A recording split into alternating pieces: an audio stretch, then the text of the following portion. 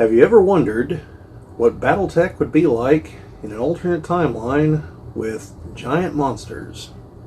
Well, wonder no more, as today we talk about BattleTech Gothic.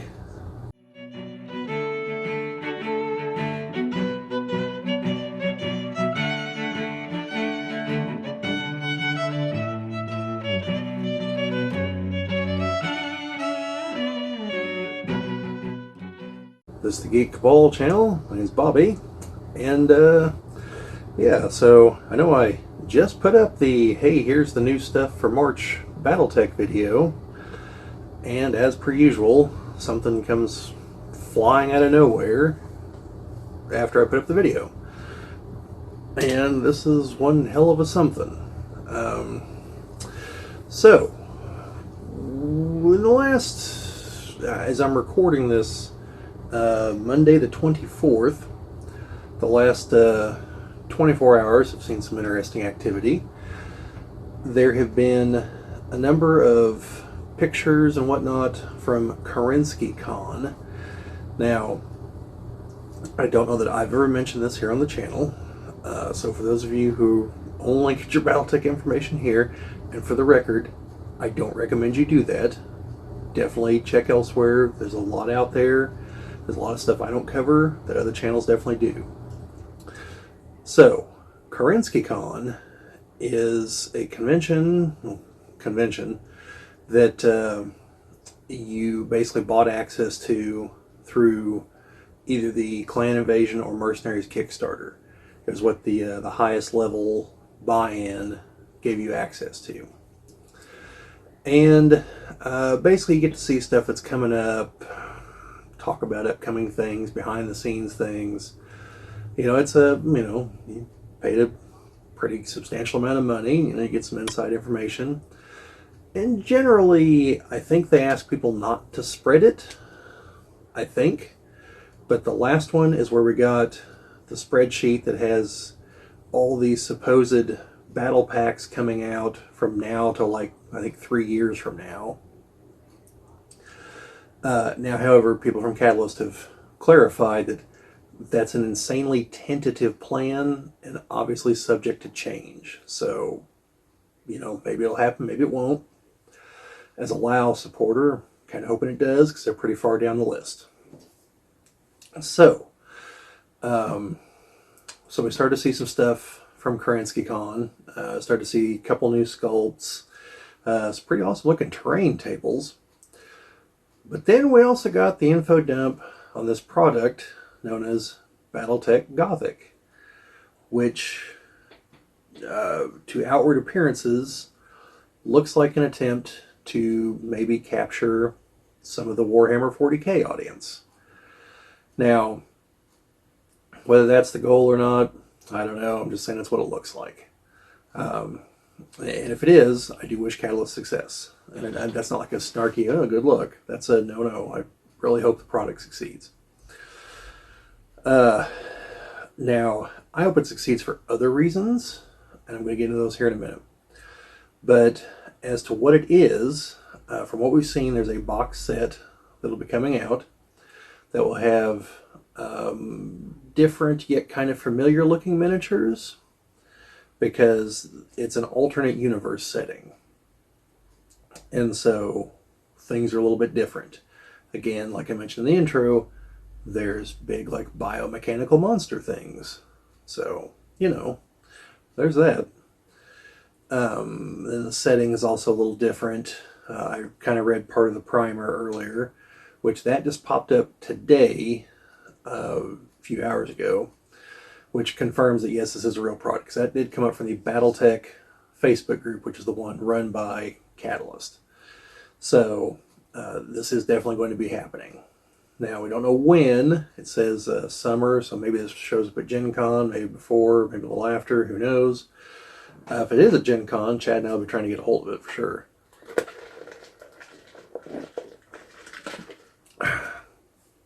So, now that we have the primer, I'm going to, here in a moment, switch over to this, and we'll cover a few things in the primer just so you guys know what it is here real quick. then I'll have my thoughts at the end. But like I said, it's a box set with some miniatures, and at least the Atlas is customizable to the faction you want it to represent.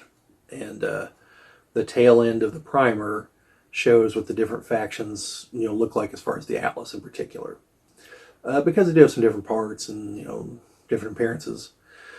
And yeah, so there are some differences, and like I said, I'll get into them here. So let me get this thing going so that I can switch over to the computer screen, which I'll do once we start recording. Okay, get this guy out of the way, go full screen. All right, so here we go. And I will link to this, although whenever I tried to load it onto my laptop earlier, it said the downloads have been exceeded, so you might not be able to get it for a little while, but it is out there. I assume it'll be on the BattleTech website here for too long. So anyway, this is the Universe Primer, which I'm assuming one of these will come with the box set also. So, and as you can see here in the, oops, sorry, I upset it somehow. Okay, as you can see here in this big picture, there's definitely a Warhammer vibe. You've got kind of demony looking things here. You got a big banner on the rifleman there in the background.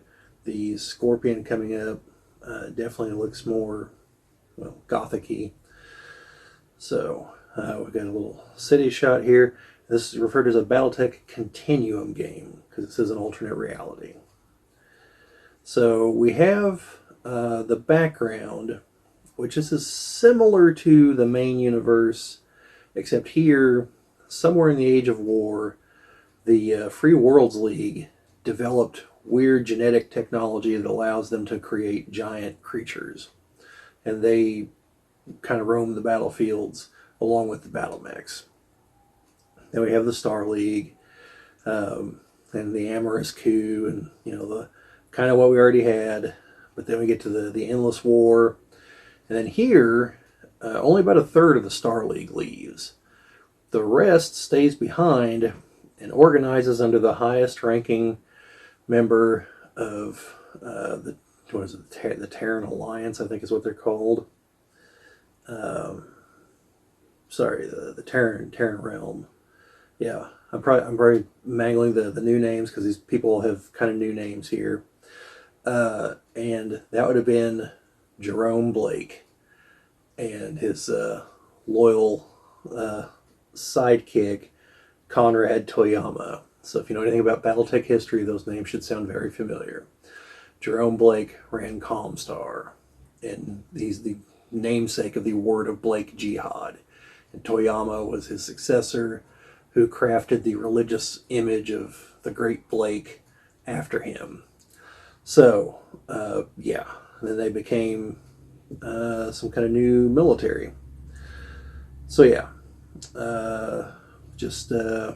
then like the succession wars happened pretty much like we expect. Although I think it sounds like there might have even been even more devastating.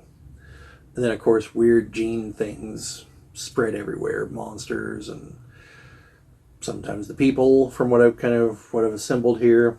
So here's a good artwork shot, and you can see the more let's call it an homage to Warhammer 40k here, with the building designs over here on the right. And then of course, you see the mech, and then you see the weird flying creature up there. So the weird just monster things that exist now. So here is the human sphere as of 3015. So we have the realm of blood and steel. That is the what would have been called House Steiner, or the Federated Commonwealth in the main timeline. This is also the Ironclad Alliance, and is ruled by the Grand Archon. Then we have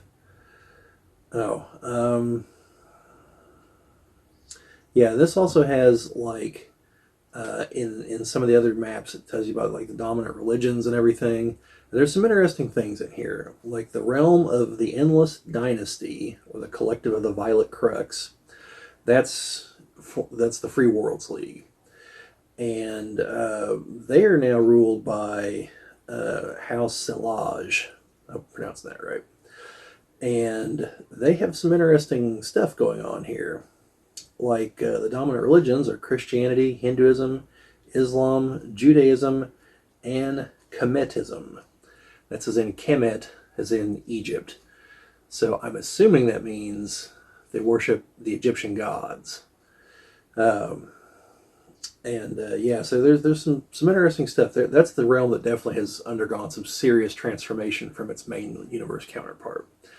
Then we have Terra Noir, or the Unistar Ascendancy. Instead of Comstar, it's Unistar. And you've got the Primus, who leads everything. It's a corporate theocracy. And then the dominant religion is the Word of Toyama. Instead of the Word of Blake, it's the Word of Toyama. We have the Realm of the Celestial Throne, or the Golden Unity. This is House Lao. And it's ruled over by Chancellor Maximilian Lao. It's a dictatorship. Chinese, English, and Russian, Laoism, Buddhism, and Taoism. And then the Realm of the Blood Dragon, the Draconic Imperium. This is the Draconis Combine. And this is ruled over, it's no longer the coordinator, it's straight up, it's the Emperor. Emperor Takashi Kirita, it's a feudal monarchy, Japanese and English, Shinto, Buddhism for the religions. Then the Realm of the Blazing Light, the Shining Kingdom of Avalon, ruled over by High King Ian Davian. Capitals Camelot, Avalon, dominant language is English, dominant religions Christianity and Judaism. So those are the realms as they stand now, which definitely sounds like there's been some changes. They all sound interesting to me. And then it goes into a history and an outlook for each of them, starting with the Realm of the Blood Dragon. And I'm not going to read through all this right now. I have the Realm of the Blazing Light. I really like their emblem there. Some blazing light right there. And then the Realm of the Celestial Throne. Again, I really like that. Now, I being a Lao fan, I kind of glanced over this, and it sounds like they kind of did some old gene engineering on the Lao bloodline, so now they're actual monsters too. So, I guess they hate the Lao. So what? Then, yeah, so we go through that. And then the Realm of the Endless Dynasty. Again, this is the one that's definitely undergone the most change. House Merrick is not in charge. It's House Selage. You can see here, that's definitely like there's definitely like Egyptian inspiration in that symbol. You know, with that's a sphinx. Highly stylized, but it is a sphinx. Then we have the Realm of Blood and Steel, and you can see it's the Steiner Fist, but definitely re-envisioned. And yeah, some interesting stuff here. Well, like the mechs there. And then the Unistar Ascendancy. You know, it's kind of like the Comstar symbol, kind of the dagger star going on there. You know, so it's interesting. And I'll definitely have to read through this better once I have a chance, but it's just kind of a, hey, this is fresh news, so here we are. Then we have the Marauder states. I did notice in the write-up that most of the periphery states have basically been destroyed by the war. So I'm assuming this is like what's left of them. The privateers, I assume, are mercenaries. And then we get to battle mechs and mech warriors. So this, talks about, different size battle mechs and the things that, we have in the main universe. And, how they're passed down and things like that. And then we have the section on the abominations. These are the giant creatures they're being created to fight. And so yeah, I'll have to read up on all that, give a better opinion. And then we have how the atlas looks for each one, because I believe, from what I read, in the box set, the atlas comes with different fittings, so you can set it to look like whichever realm you're going to have your mechs fight for. So, yeah, you can see here some of the differences. They've got flags draped on their backs, different head armor kind of stuff. You've got the emblem there present, the color schemes. I don't know what my computer's deciding to do here. You have to give me just a moment here, folks. For some reason, my computer decides to go slow sometimes. And I don't know. Well, maybe that's the end. Then there's the Steiner equivalent. And I think that is actually the end. So yeah. Yeah, it's got it for the 5 realms. I don't see the Comstar equivalent. So anyway, and they couldn't just include endless bits and pieces, although one more wouldn't have hurt. But yeah, so that appears to be what we've got going on there. So let's go ahead and, well, let's not stop recording. There's one other thing I want to show you guys. So then we also have I'll have another link. This is to a page where you can sign up. That's out of the way, sorry. Where you can sign up to find out about this. And here's what the box looks like. And it is separate. You don't need any of the other box sets to play this. So, yeah. So let's stop recording that guy. Alright, so what does this all mean for everything, the future of the game, etc., etc.? Because they have said that this is probably not going to be the only product like this. So far there has been very mixed reception in the Facebook groups. I haven't gone to the main forums yet. There seems to be the group that it's all about this. There seems to be the group that hopes this works, but it's not for them, but they can understand what the goal here is, to bring in, people who wouldn't traditionally be BattleTech fans, by using the BattleTech system, but creating a different setting. You have the people that are just indifferent, and then you have the people that hate this, or severely dislike it at the very least, for a variety of reasons. Some just don't like the concept at all, but numbers seem to be drifting towards they really wish they would be dedicating these efforts to other products. Because like the one I saw was, it's not that this is paraphrasing what someone said, this isn't my feelings. They said, it's not that I dislike this set, it's that I would have rather had an Aerotech set or something like that first. And I can get that response. I don't share it. I mean, I didn't know this was an option. So before this, I probably would have said, yeah, I want an Aerotech set. But seeing this, I can understand it. It's like some of the products where people are like, oh, you're making the stupid meme products, like whenever they made the 12-pack of Urban Mechs, or the Urban Mech Lamb, or the plush Urban Mech. Like, yeah, they're meme products, but I think they're selling. They're bringing in money. They're allowing the other products to be created to a depth that they might not be, because it gives them a little bit of leeway to take chances. Like take the idea of an Aerotech set.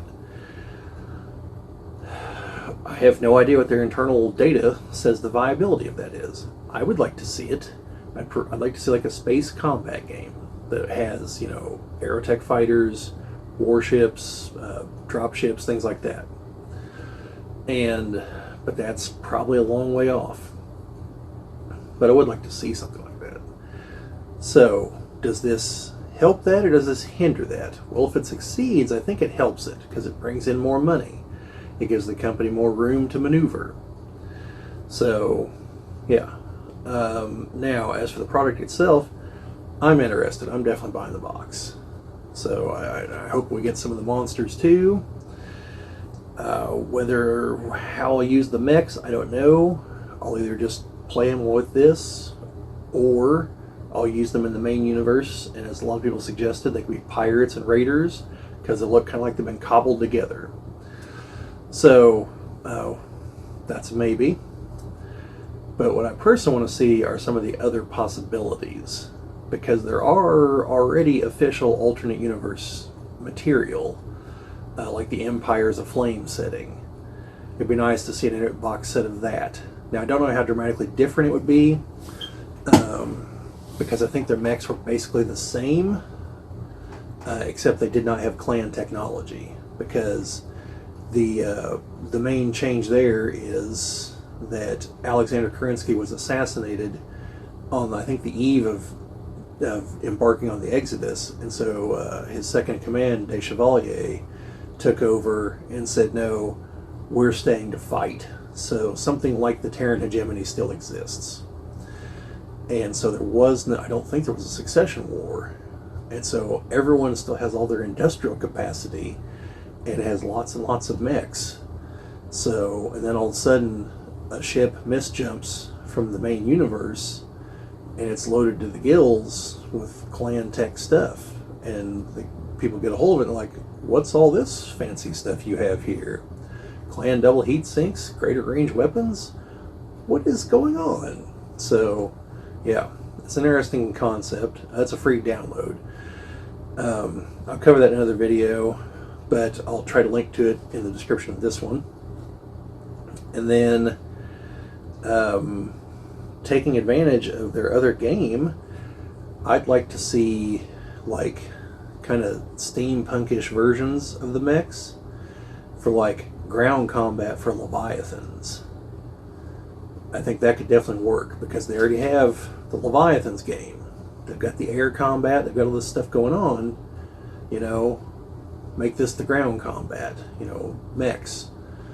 And, you know, there it would have to be like old-timey, so it's just on Earth. So, you know, the mechs would be really rare probably. You wouldn't have, you know, hundreds and hundreds of them fighting because they just obliterate everything. But their weapons would have to be radically toned down too. They're going to be actual cannon shells and things like that. I think that could be interesting. You could go for more advanced, make it more like Star Wars, where things have like energy shields and even more powerful energy weapons. You know, weird stuff like that. You could have one or expand it to include the alien birds from Far Country. That one probably wouldn't sell very well, but it'd be interesting to actually have aliens. I don't want to see that in the main universe at all. Like, BattleTech's great in that it's humans fighting humans over stupid human things, but like, if we're doing alternate universe stuff, go for it. But yeah, I mean, there's a lot of possibilities. I'm sure there's a lot I'm not even thinking about, and that's without like just going for just alternate events. Like maybe the clans invade earlier, maybe the clans invade later, maybe the clans take a different direction. You know, things like that. Maybe the Wars of Reaving left one super clan out in the periphery, and they come back to fight everybody. You know. Maybe the Word of Blake makes serious inroads. You know, maybe the Federated Commonwealth doesn't collapse. You know, it's all kinds of possibilities. But yeah, stuff like this where it's just like weirdo, kind of alternate reality kind of stuff. And again, with the aesthetics trying to draw on some more 40K fans, you know, I hope it works. But yeah. So I'll put the relevant links down at the bottom. There's going to be links to Facebook groups that have some pictures and things like that. And if I'll probably get some of the pictures, I'll put them up in here. Hopefully at this point you'll have seen them. But yeah, that's about all I've got on this one. If you guys read through the documentation here, let me know. I want to go ahead and get this up. Going to take a more thorough read through the primer because I was looking at it on my phone earlier and finally went cross-eyed and said, nope, I'm going to wait till I get home. But yeah, definitely looks interesting. If it comes out before Gen Con, obviously we'll try to get a hold of it. If it comes out at Gen Con, we will definitely try to get a hold of it. And we'll have some unboxings and stuff like that. Kind of torn on that. Obviously, it helped the channel because to date, I think our highest ranked video is the unboxing of the Alpha Strike box set because we got it at Gen Con, which was months and months before retail. So, you know, from the channel perspective, great. From a people actually wanting it and getting a hold of it perspective, you know, I'll take the hit here on the channel. I'd rather people have it. So, anyway, that's all I've got. Let me know down in the comments what you think about all this. Does this look like something you would be interested in? Does it look like trash? Any alternate universe scenarios you want to see? Just things like that. Or whatever you feel like saying down there. Do you think Kerensky Khan is too elitist and we should all have access to the information? I don't know, whatever. I don't think that, by the way. Those people spend a lot of money to give them something for it, you know. But yeah, I suppose I should point out that there are some people being very critical of the gentleman who released this information because apparently they were asked not to.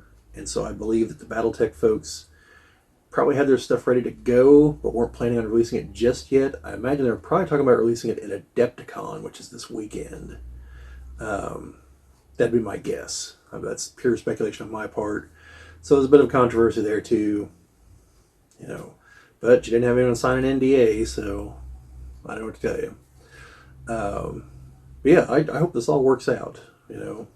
So anyway, that's all I've got. Like, share, subscribe, all that fun stuff. If you like the content, sharing and commenting, the things that help us grow the channel, we always appreciate it. Obviously subscribing, because that's the name of the game here on YouTube. But yeah, other than that, just remember folks, no guts, no galaxy.